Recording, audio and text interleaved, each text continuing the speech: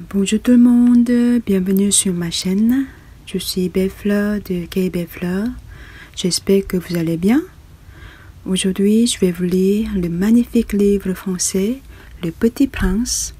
Donc, j'espère que vous allez aimer. Et n'hésitez pas à vous inscrire, liker et mettre les commentaires. 안녕하십니까 여러분, Kay Belle Fleur의 벨플러입니다. 오늘은 제가 그 유명한 어린 왕자를 불어로 읽어보려 합니다. 구독과 좋아요 부탁드립니다. En fait, je suis allée à Gangneung, la ville au bord de la mer, et j'ai dormi dans une maison traditionnelle à Songkyoljang.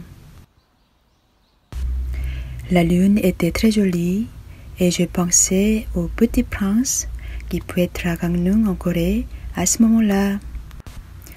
Donc voilà, c'est la raison pour laquelle je vais vous lire Le Petit Prince d'Antoine de Saint-Exupéry à Gangneung.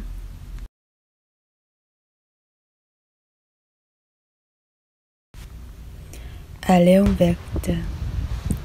Je demande pardon aux enfants d'avoir dédié ce livre à une grande personne. J'ai une excuse sérieuse. Cette grande personne est le meilleur ami que j'ai eu au monde.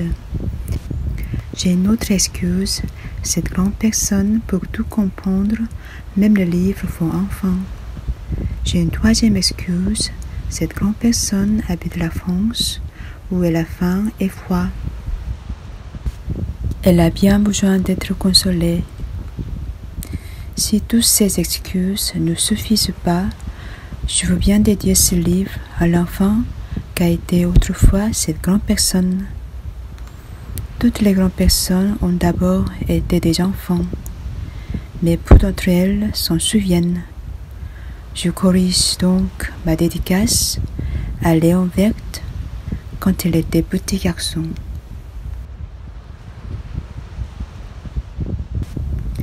Chapitre 1. Lorsque j'avais 6 ans, j'ai vu une fois une magnifique image dans un livre sur la forêt vierge qui s'appelait Histoire vécue. Ça représentait un serpent-bois qui avalait un fauve. Voilà la copie du dessin. On disait dans le livre, les serpents-bois avalent leur proie tout entière, sans la mâcher.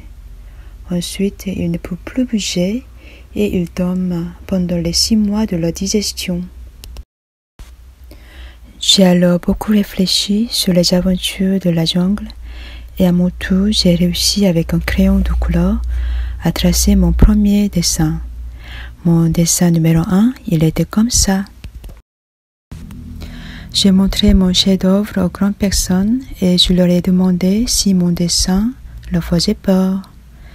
Elles m'ont répondu: pourquoi un chapeau ferait-il peur? Mon dessin ne représente pas un chapeau. Il représente un serpent-bois qui digérait un éléphant. J'ai alors dessiné l'intérieur du serpent-bois afin que les grandes personnes puissent comprendre. Elles ont toujours besoin d'explications. Mon dessin numéro 2 était comme ça. Les grandes personnes m'ont conseillé de laisser de côté les dessins de serpent-bois ouverts ou fermés et de m'intéresser plutôt à la géographie, à l'histoire, au calcul et à la grammaire. C'est ainsi que j'ai abandonné à l'âge de 6 ans une magnifique carrière de peintre. J'avais été découragée par l'insuccès de mon dessin numéro 1 et de mon dessin numéro 2. Les grandes personnes ne comprennent jamais rien tout seules. Et c'est fatigant pour les enfants de toujours et toujours leur donner des explications. J'ai donc choisi un autre métier et j'ai appris à piloter des avions. J'ai volé un peu partout dans le monde. Et la géographie, c'est exact, m'a beaucoup servi. Je savais reconnaître du premier coup d'œil la Chine de l'Arizona. C'est très utile si l'on s'est égaré pendant la nuit. J'ai ainsi eu au cours de ma vie des tas de contacts avec des tas de gens sérieux. J'ai beaucoup vécu chez les grandes personnes. Je les ai vus de très près. Ça n'a pas beaucoup amélioré mon opinion.